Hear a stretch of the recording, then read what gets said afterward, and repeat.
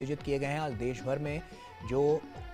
पुण्यतिथि के जो कार्यक्रम हैं वो रखे गए हैं और ऐसे में 67वीं ये पुण्यतिथि है और इसके लिए तमाम तैयारियां पहले से कर ली गई हैं कि किस तरह से आज उन्हें श्रद्धांजलि दी जाएगी और प्रधानमंत्री नरेंद्र मोदी यहां पर पहुंच चुके हैं। ऐसे में उनके विचारों को, उनके जो मैसेज थे वो जन जन तक पहुंचाने के लिए तमाम कार्यक्रम आयोजित किए गए हैं, क्योंकि उनके विचार में जिस तरह की नीतियां रही हैं वो काफ़ी कारगर रही हैं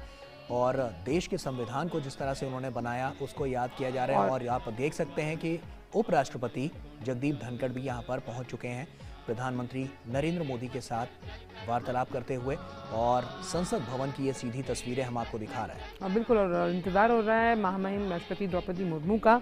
तमाम गणमान्य भीमराव अंबेडकर की पुण्यतिथि, जिसे महापरिनिर्वाण दिवस के रूप में मनाया जाता है, उसी के लिए आज यहाँ इकट्ठा हुए हैं। श्रद्धांजलि सभाएं महापुनर्निर्माण दिवस के रूप में आप देख सकते हैं कार्यक्रम का भी आयोजन है। बाबा साहब की पुण्यतिथि पर इस दिन को मनाने का पीछे एक बहुत अहम महत्व है गौरव, की जिस तरह से महापरिनिर्वाण यानी परिनिर्वाण का मतलब मृत्यु के पश्चात निर्वाण, तमाम उन कर्मों की वजह से जो कर्म इंसान जीवन में आके करता है। जिस तरह से बाबा साहब अम्बेडकर ने जो वंचित थे, जो अछूत थे, उनके उत्थान के लिए समाज में जो हाशिए पर पड़े ये लोग थे, उन्हें मेन स्ट्रीम में कैसे लेकर आया जाए, उसको लेकर बहुत काम किए हैं और जीवन चक्र चलते हुए किया, और इसीलिए उन्हें भगवान बुद्ध के समान माना जाता है। चलिए, हमारे साथ ऋषि कुमार जुड़ गए, हमारे संवाददाता। ऋषि, आज का दिन काफ़ी अहम, पुण्यतिथि की अगर बात की जाए तो उसे महापरिनिर्वाण दिवस के रूप में मनाया जाता है, खासतौर पे बाबा साहब की तुलना महात्मा बुद्ध से। ऋषि जी, आपको मेरा सवाल मिला या मैं सवाल दोबारा पूछूं आपसे? आपको मेरी आवाज आ रही है? जी बिल्कुल, जैसे कि हम जानते हैं कि आज ही के दिन बाबा साहेब डॉक्टर भीमराव अंबेडकर का परिनिर्वाण हुआ था और 6 दिसंबर के अवसर पर बाबा साहब के तमाम अनुयायी और पूरा देश उन्हें श्रद्धांजलि अर्पित करता है। और इसी क्रम में आज हम जानते हैं कि संसद परिसर में देश का शीर्ष नेतृत्व आज उन्हें श्रद्धांजलि देने के लिए एकत्रित हो रहा है। अभी हम देख रहे हैं कि यहाँ पर परिसर में विपक्ष के नेता और सत्ता पक्ष के नेता इसमें आना शुरू हो गए हैं। सामाजिक न्याय और अधिकारिता मंत्री इस समय परिसर में पहुंच गए हैं। कुछ ही समय बाद यहाँ पर लोकसभा अध्यक्ष, प्रधानमंत्री, उपराष्ट्रपति, राष्ट्रपति पहुंचेंगे। जो बाबा साहब के अनुयायी हैं। जी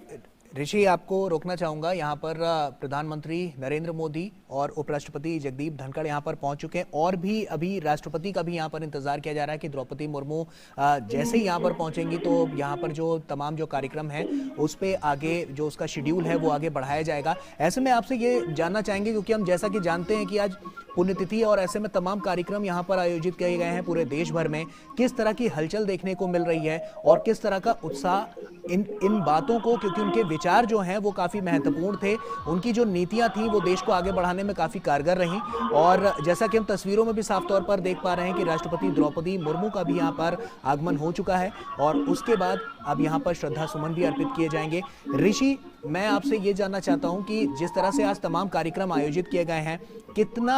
बड़ा आज का दिन है, क्योंकि कहीं ना कहीं जो उनके विचार हैं वो लोगों तक पहुंचाने के लिए तमाम कार्यक्रम आयोजित किए गए हैं। बिल्कुल, देखिए, बोधिसत्व बाबा साहेब डॉक्टर भीमराव अंबेडकर को श्रद्धांजलि देने के लिए देश की राष्ट्रपति और प्रधानमंत्री, उपराष्ट्रपति इस समय संसद भवन परिसर में पहुंच चुके हैं और बाबा साहब को याद करने के लिए उनका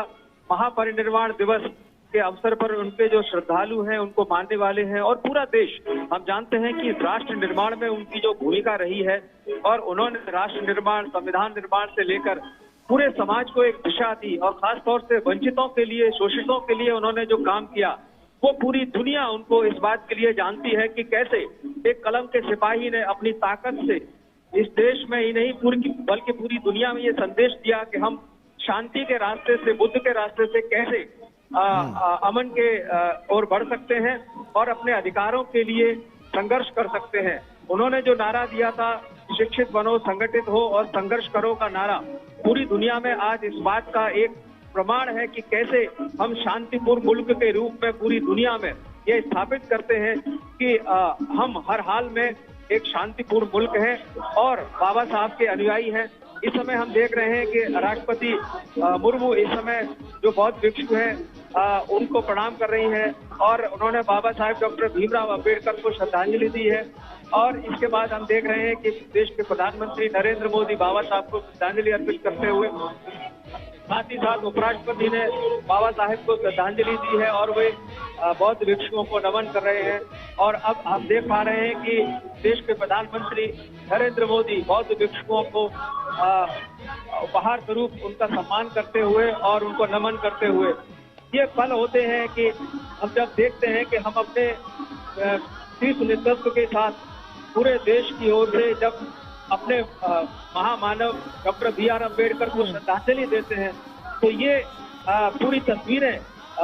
गवाह बनती है कि हम कैसे अपने राष्ट्र के निर्माण में अब एक होकर और कैसे अपने सिद्धांतों और विचारों को दृढ़ करते हैं। और ये जो पूरा का पूरा दृश्य है जिसमें कि सत्ता पक्ष, विपक्ष और उनके अनुयायी एक होकर उन्हें याद कर रहे हैं, नमन कर रहे हैं। और ये जो पूरे का पूरे जो दृश्य है, हम कह सकते हैं कि हम एक मजबूत राष्ट्र हैं और बाबा साहब के अनुयायी। जी बिल्कुल, हम देख सकते हैं कि विपक्षी दल भी यहाँ पर मौजूद है। गौरव, यहाँ पर मल्लिकार्जुन खड़गे हैं, सोनिया गांधी भी मौजूद हैं। और सबसे अहम बात यहाँ पर ये है कि ये जो बात अभी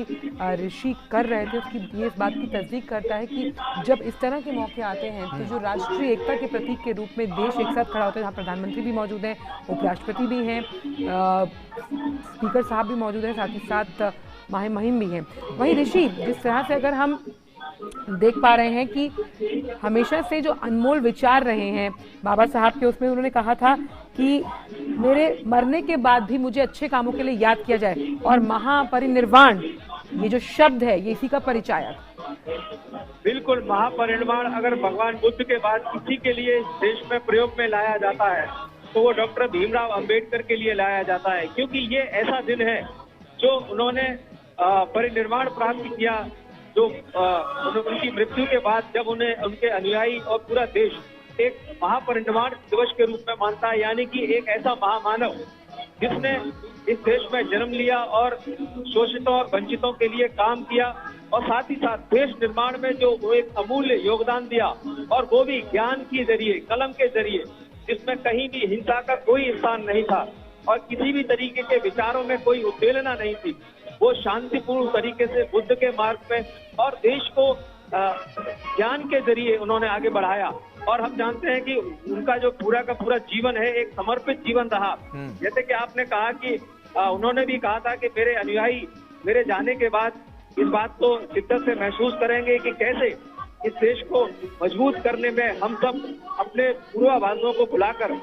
आगे बढ़ सकते हैं। और उन्होंने जो पूरी की पूरी चाहे वो संविधान निर्माण की प्रक्रिया हो, चाहे वो राष्ट्र निर्माण की प्रक्रिया हो, और चाहे वो भारत की जो अर्थ नीतियां हो, हम जानते हैं कि बाबा साहब की जो अर्थ नीतियों के आधार पर ही हमारा जो आरबीआई का गठन हुआ, बाबा साहब के द्वारा जो अर्थशास्त्र की नीतियां दी गई उसमें तमाम बांधों का निर्माण हुआ, और बाबा साहब के द्वारा जो अर्थशास्त्र की नीतियां बनी जिसमें उन्होंने द प्रॉब्लम ऑफ रूपी के जरिए कैसे ब्रिटिश भारत के दौरान, ब्रिटिश शासन के दौरान जो आपको रोकना चाहूंगी ऋषि एक मिनट के लिए। संसद भवन में माल्यार्पण करने के बाद प्रधानमंत्री अब वापस अपने काफिले की ओर चलते हैं और वापस